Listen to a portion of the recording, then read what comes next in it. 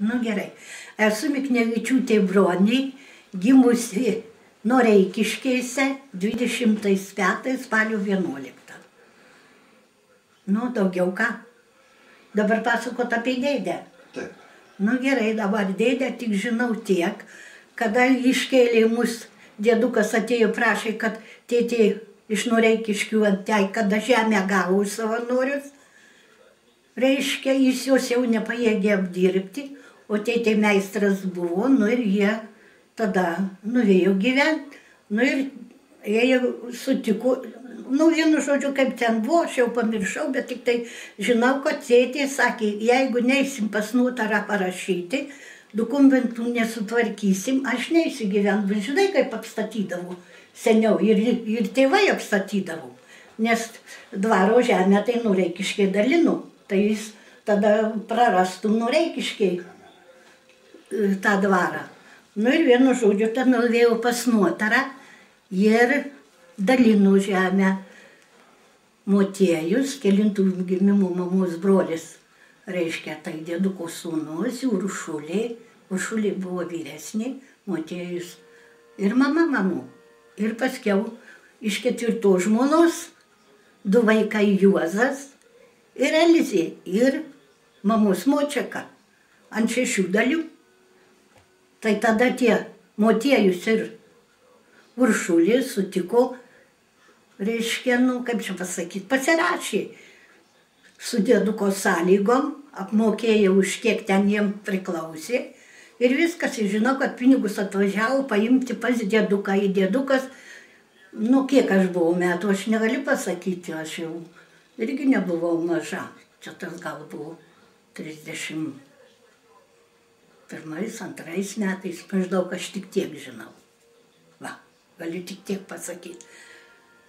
Ir viskas, kad apmokėta, ir tegu nereikalauja ten, kad nu, daugiau 2 atlyginimų ta genija. O dėl to ta genija visai nepriklauso. Čia. Ir vis, kadangi dėdukas šitas dėdė pasirašė mamai, reiškia, dėdukui visą šitą žemę su Uršule, tai kada jis išėjo į pensiją, žmona jį visai išvarė, nu jis apsirgo, reiškia, sirgo, gulėjo ligoninė, žydų ligoninė kelintais metais, tai negaliu pasakyti, kaiminka parėjo jisai namo iš ligoninės ir jo nepriėmė, kamika atėjo man ir sako, Šilinskienė sako, jūsų giminė ant laiptų verkia ir jo žmona neleidžia į kambarį. Nu, kaip... Atsiprašau, jūs kalbate apie Motiejų Eisrotą. Eisrotą, aš apie Eisrotą ir kalbu. Apie Motiejų Eisrotą kalbu. Taip. Už Vinco sūnusgi jisai, Motiejus. Eisrotas Vincas dėdukas buvo. O čia sūnus. Nu, tada aš nuvėjau pas tėvus į Ringaudus, kur dabar gyvenvietė, pasakiau mamai, tėtė atvažiavo, parsivežė namo ir jis gyveno pas mano tėvus iki mirties. Pas Miknevičius. Miknevičių Andrių ir Miknevičienę Oną. Taip. Ir gyveno jis, o kada mirė, nuėjau pasakyti, tai netėjo, nei pasižiūrėti, nei nežino, kuris palaidotas. Ir dar dabar reikalauja kažkokios tai žemės, kuri visai nepriklauso ir kas reikalauja. Jinai nieko nežino apie tą žemę. Ir kaip te padarė, jo visai nepriėmė į namus. Ir ant laidotų, tegul pasako, kur jisai parodo, kur palaidotas šitas genijs tėvas. Motiejus Eisrotą. Daugiau aš ką galiu žinoti. Daugiau aš nieką. Tiesa, dar buvo, kada kunigas Kizlaitis buvo, kunigas, Tabariškių kunigas, jis eidavo ten dar ir gėlę sodydavo, jis buvo agronomas, agronikas, kai seniau sakydavo, žinau, dabar tai agronomas, tai eidavo gėlę sodyti, į kambarius pasitę, atvarkė ir žinau, kada jis numirė, tai atėjo jau jo žmona pas tą kunigą prašyti, kad išduotų pažymą, nes prie rusų irgi mokėjo už palaidojimą. Reiškia, profsąjungą mokėdavau. Tai kunigas išvijo, kunigas pasakė taip, aš tam, sakė, pažymą galiu duoti, kas laido, o sakė, aš tavęs nepažįstu. Ir išvijo, tada atėjo pas mano tėvus, jin te pradėjo triukšmauti, ir tėtė ją irgi išvijo von. Ta žmona motėjo. Dabar jeigu galima apie Uršulę truputį patikslinkit. O Uršulė, tai aš tik žinau, kad jį grįžo iš Vokietijos, gyveno ten tam pirmam forte, o paskiau, reiškia, su 3 vaikais, vienas vaikas mirė, a 2 liko Jonas ir Kazys jauniausias buvo, tai prie Smetonai kariuomenėje tarnavo, ir jinai gyveno tada, palaukit, kur aš sakiau, kokia čia gatvė? Algirdo gatvė. Kur yra priešais klinikas, ten tokį revas toksai, už to revo, ten aš žinau ir tą namą, jeigu dabar tais nepakeista. Ale kur dabar tai šitiek metų, tai kurgi? Jau pakeista ir pakeista. Nu, kiek prisimenu, Uršulės Eišrotaitės pavardė buvo Šiliauskienė, atrodo. Tiksliai negaliu, neprisimenu gerai pavardės, bet man atrodo, kad tikrai Šiliauskienė. Nes vaikai jos Kazys ir Jonas, tai būdavo, ateidavo dažnai. Žinau, kad prie Smetonai da Kazys kariuomenėje tarnavo.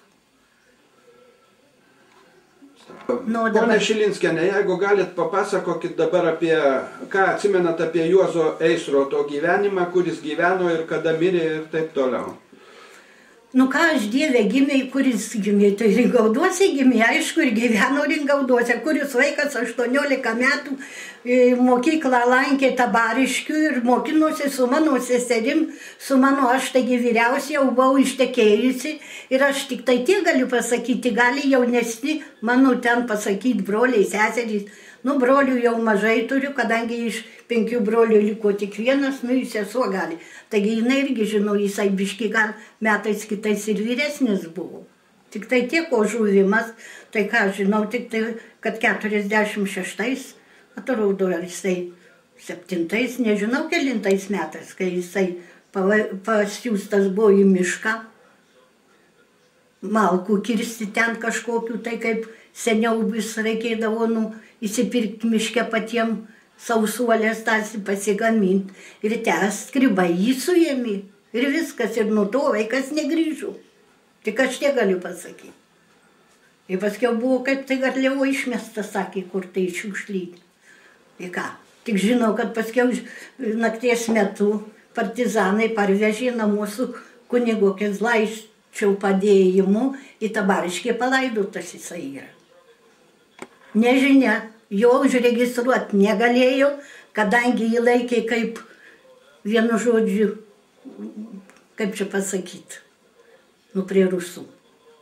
Banditų, 18 metų dar neturėjęs vaikas, banditas buvo, kurisai niekur iš namų neišėjo. Visai.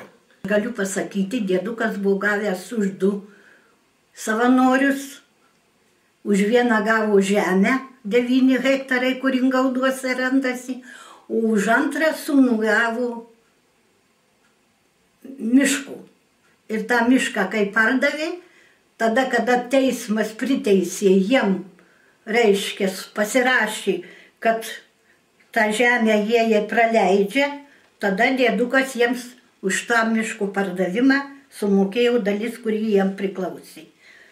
Nu, aš daugiau ką aš galiu sakyti, iš kur ta genė gali žinoti, ko jinai reikalauja. Čia nesąmonti tiesiog tikrai. Tai žmonių aferistų yra, kad šitaip gali kalbėti. Gal galima patikslinti, Eišrotaitei Uršuliai ir Eišrotui Motiejui sumokėjo jų dalis iš pinigų, kurie buvo gauti už parduotą mišką. Taip, už tą, kur mišką buvo parduota ir jiems sumokėjau ir pati žinau, kad pas dėduką tada atvažiavo ir Uršulė ir Motiejus.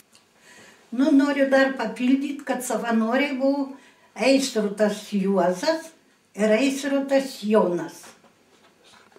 Nu, bet tik žinau, kad jie mokėjo ir viskas tvarkoj buvo. O iš kur tada dabar ties genė reikalauja tėvo to žemės, tai aš neturiu.